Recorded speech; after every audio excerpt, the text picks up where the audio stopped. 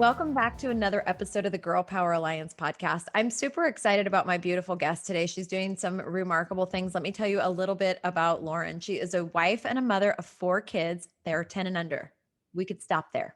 They are a country living family in South Carolina. She pastored for over 10 plus years and got into the online business world over 6 years ago. She continues to preach, speak, and lead a podcast alongside of her ministry, which is called Ministry and Motherhood, which is a mission to help other Christian mamas step into the fullness of where God is calling them and positioning them at home, in the marketplace, and beyond. There's no time like the present to live out your God-given purpose and make the ministry impact you were destined for. You can't see it, but I got goosies when I read that. So yes, thank you. And welcome to the podcast. Thank you. I'm so excited to be here. I'm super excited to have you. I have been saying this now it's been since 2019, publicly at least, that I believe this is a really, really remarkable time for women in general, but Christian women moving in the space of the marketplace. Yeah, absolutely. It's kind of incredible to come from like the church world, the pastoring world, and enter into this ministry online space because, when I was in the church world, I didn't know all those things, right? I didn't know that all this existed. And it's been so amazing to see the ministry opportunities that are in the online space. And we hear so many Christians talk about how social media is bad, internet's bad, all these things. But there is such a remarkable opportunity, like day in and day out, to impact people in ways that you never could in the four walls of a church. So it's been really exciting to see God kind of move in that space. Well, before we move forward to all the things that you're doing now, let's kind of back up. So you were in ministry for 10 years. Will you I mean, you're young. So being in ministry for 10 years, did you start like when you were like 10? I look young. I'm not that young. I have 4 kids, but yeah, I was called when I was 16. The Lord called me into ministry. I remember sitting in my basement bed and hearing the voice of God just telling me that I'm going into ministry. But for me, my perspective at that time was so limited that meant pastoral ministry, right? And so I went to Bible college, met my husband there, who is also called into ministry, and we started right out of college while we were still engaged. Actually, started pastoring together and doing that. Wow. So like church planting, did you guys start your own churches? Yeah, so we worked on a church on staff. We did some associate pastoring. We did a lot of student ministry, worked with middle school, high school, young adults. And then we did actually a church plant in the rural country of Wisconsin. Oh, that's really cool. And then so you do that, you get married, you have children, you're working literally in the traditional kind of ministry, working in a church. Where did the shift begin to happen? Did you always feel kind of a call into the marketplace as an entrepreneur, or was it kind of something that gradually happened? Yeah, no, I didn't at all. I thought ministry for life. I was going to be a pastor for life. God always has different plans than what we picture in our head, right? And they're always so much better than what we can imagine up for ourselves. But no, I got into the online space really just making extra money for my family and extra income. You could probably ask anybody who's been in the ministry. You don't go into the ministry for finances, to be prosperous financially. So, I was just trying to add some extra income to our home and be able to do that because we worked, as a church plant. Also, the parent church that we were partnering with was struggling financially. So my husband actually ended up going to bivocational ministry. So he was working another job while he was pastoring as well. And then I was pastoring alongside him.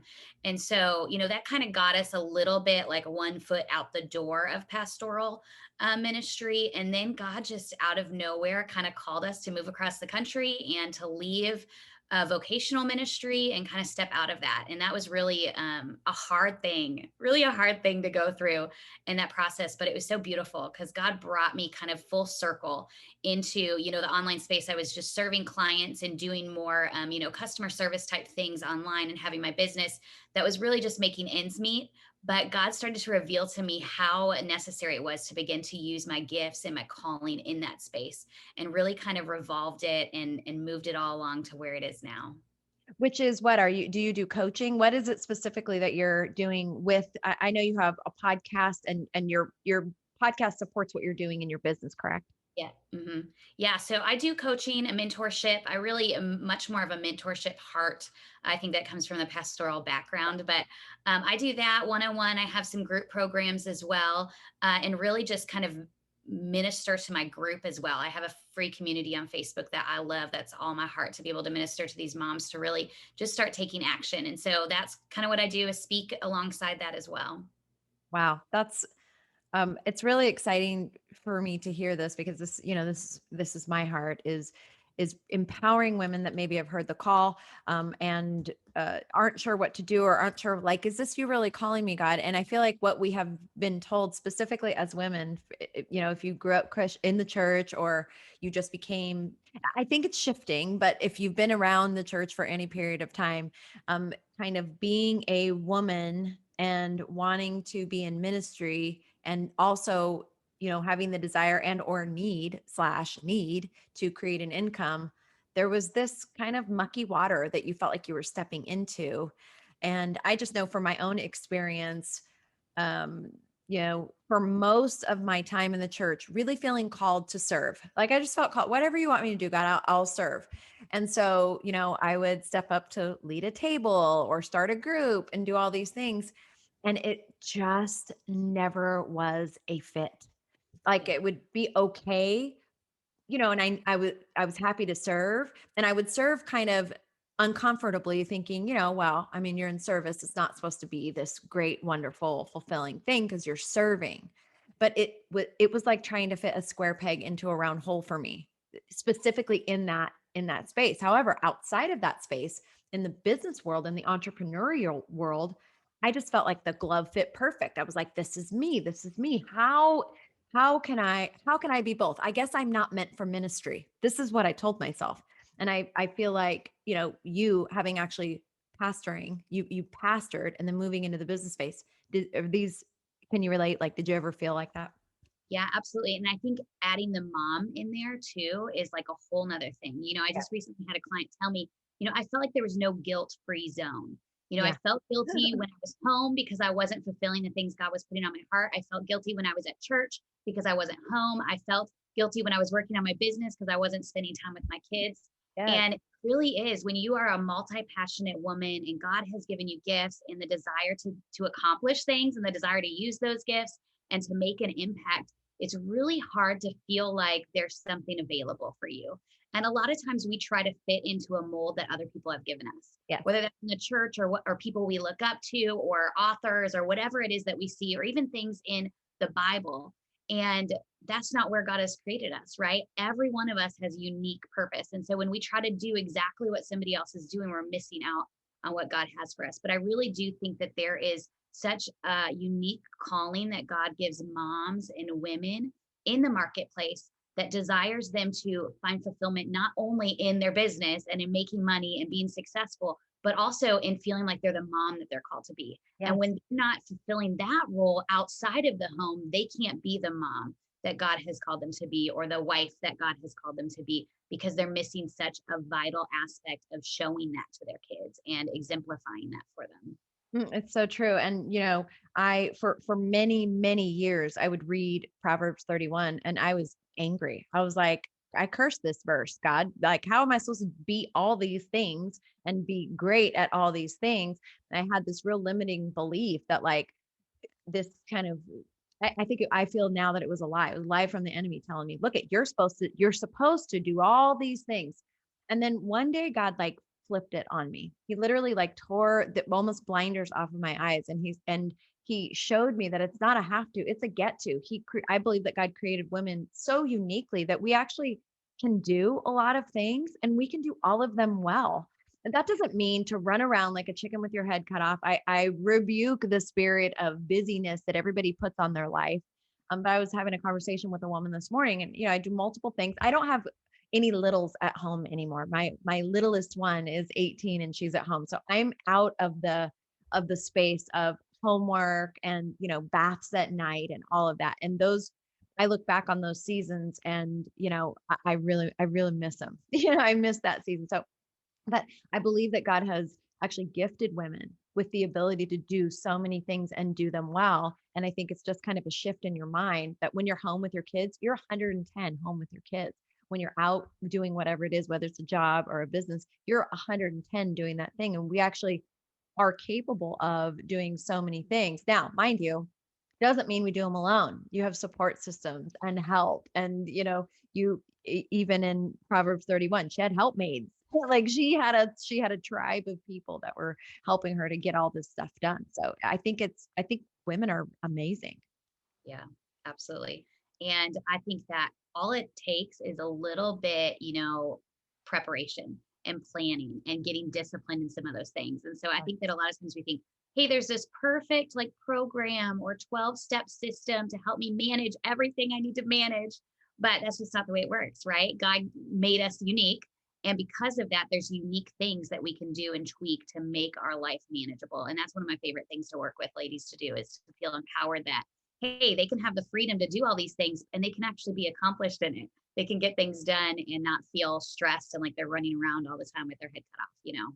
What a beautiful gift you're giving to people, because in all of my years of working with women, that's probably the number one thing. Like they literally, I don't know if it's a lack of organization or a lack of discipline or a combination of the two, but in general, as I have, seen women, they feel very, very, and I feel that way in moments too. I mean, I'm still a human, but they feel very scattered. Like I have so many things I don't know what to do first. So, having somebody like you to come in and say, listen, we're going to just set a little order here. We're just going to put a little order together. Yeah, that's perfect. And then a pandemic happens, right? Like there's always just something that's changing, and we constantly have to be in that state of recognizing, okay, I can do this. I'm capable. I just need to tweak and refine a few things, and we'll get it done. I think that, you know, I'm trying to think of what came first. Was I an entrepreneur first or a mom first? I was probably a mom first. But as a mom, you really learn to, well, I think you have to learn to be flexible, especially a mom with, I mean, you have four kids that are all under 10. I mean, trying to have these set things all the time, you'd have a breakdown. Like Yeah. it's all about continually being in flux. Like this is the goal, but if it doesn't look exactly like that, being kind of a type A myself, it took me longer to learn that lesson. I had my first two kids when I was literally a teenager, 16 and 19. So I grew up with my kids. So I kind of learned to be flexible already because I didn't even have anything in my mind yet because I was still so young. So my whole style of mothering was very much in flux. But it's funny, when I had my third, I was 29 when she was born. And, I had more of a structured life. So you're trying to have more structure with your child, but I think flexibility is one of the most like under talked about skills to develop as a mother, as a wife, and as, somebody in the marketplace. Yeah, and I think a big part of that is managing your expectations, So right? It's not giving yourself these like we always think, hey, it's a new year, I'm going to change all these things, and we decide that we're going to change like 20 things at one time and make them, and then you fail, right? And then you feel like a failure and you don't want to do it again. But it's really recognizing, hey, I'm empowered to decide the kind of mom I want to be. Am I okay serving dinner on paper plates? Sure, go for it. It saves me dishes, right? Am I okay not having like a vegan organic dinner or not having my kids in all the sports, or is that something that I want to do, right? So you're empowered to decide what are your non-negotiables, what are the stakes you're going to put in the ground, and that's how you can manage your expectations. Well, I'm not going to be the perfect Pinterest housewife that has the house all together, right? Or makes the crazy loving looking meals, right?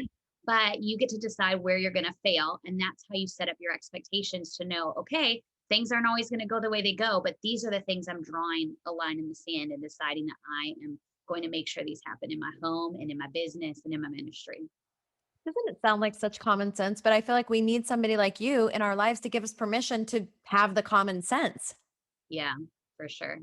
And sometimes it just takes another person on the outside seeing in, to be able to kind of recognize that for you. Oh, absolutely. It's such a blessing. I mean, back when I was a young mom with my young kids, there was no social media, there was no groups, there was no, unless I literally joined like an actual church group, which there was not one for my season of life at that time. I mean, or maybe there never ever will be. I was so young with kids as a single mom, and so you didn't have the opportunity to really get these women like you in your life to kind of guide you through so that you can manage your way through without breaking. It's such a gift to have people like you that are doing that now.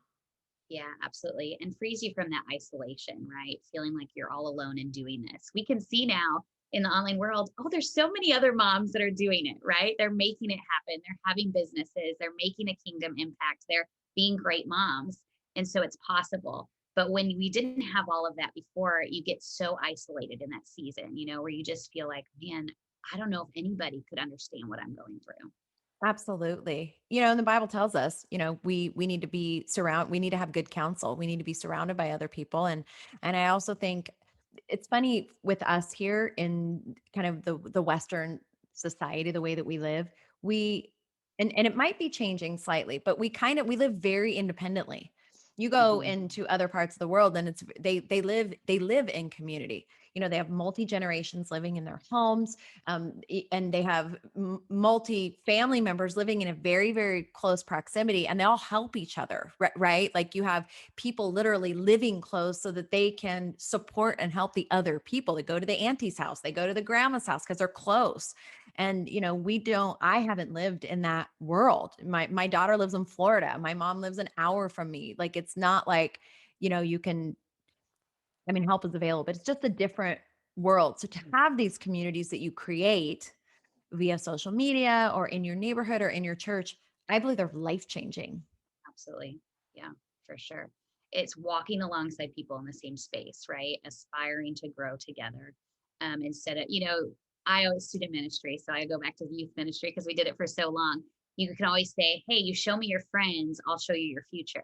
Right. And it's so true for us moms too, is if we want to be in a space where we are fulfilled and we're successful as moms or successful as entrepreneurs, then we need to surround ourselves with the friends that are walking through that as well. Awesome. So good. Such a good word, a timely word for every mother.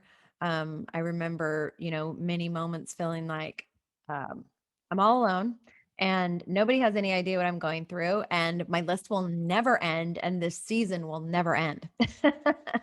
And it does. I'm on the other side of it, and my house is quiet for the most part, and it's just it is a fleeting moment where that stage that you're in. So to have somebody walking alongside of you, kind of reminding you, hey, listen, like your kids are only going to be this age today. Tomorrow they're going to get older and things happen. And so it's a beautiful thing to create these communities. So tell anybody listening exactly what it is that you do, what you offer, and what your programs look like. Yeah. So I have a free Facebook community that I would love if anybody wants to be a part of that. You can jump in completely free and just get to be inspired, have trainings every week in there, some tips on setting up these systems and disciplines and habits in your life that I'll go in there and do every week for you. And that's just Ministry and Motherhood. You can search that on Facebook and find that.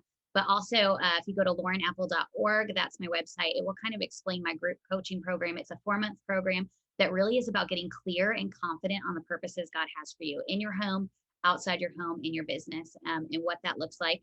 And then really beginning to refine the habits and disciplines and systems that you put into your life in order to do that. And these are simple systems. They're not these things that you search up on Pinterest and you're like, okay, I got to apply this cleaning system to my life. And it becomes more stressful and more overwhelming doing that. But this is really stuff that you can start to implement the way you were created and in your life and in your home so that you're getting stuff done. And so those big dreams that God has birthed in your heart are beginning to get fulfilled and you'll see them come to life. And so that's all on there on laurenapple.org. You can go /magnify, and that's my group coaching program where we walk alongside other ladies in community and do that together as you go through the trainings. And then I also have one-on-one coaching that I do as well. That's awesome. And what about your social media? How can people find you on the various platforms?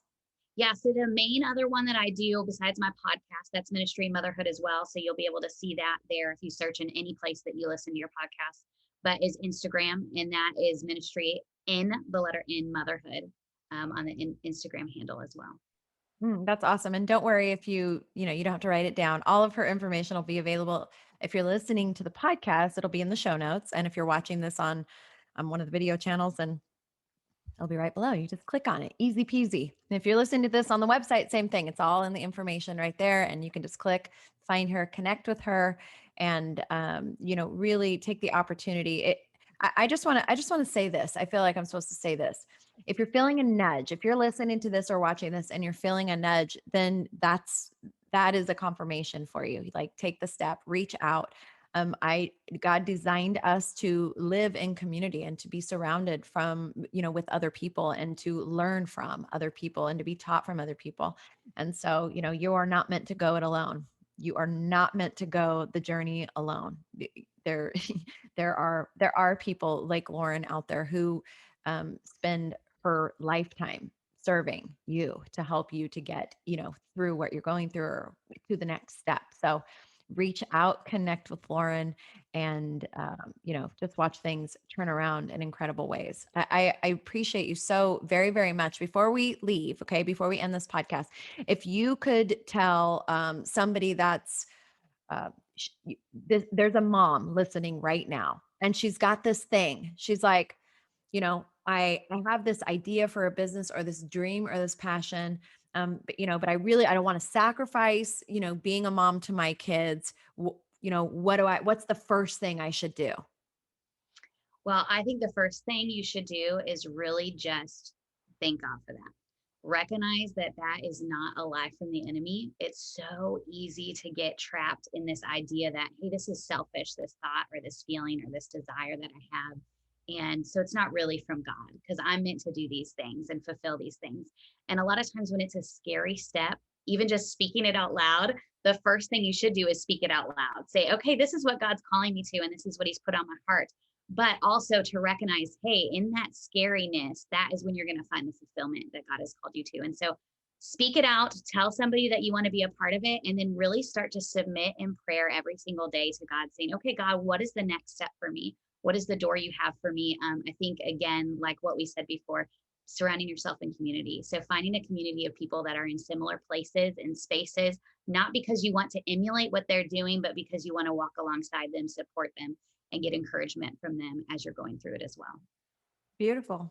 Perfect. Beautiful and perfect tip for women. I love that you said, just so you know, I didn't give her she had no prep on that. That wasn't like, hey, I'm going to ask you this, say this.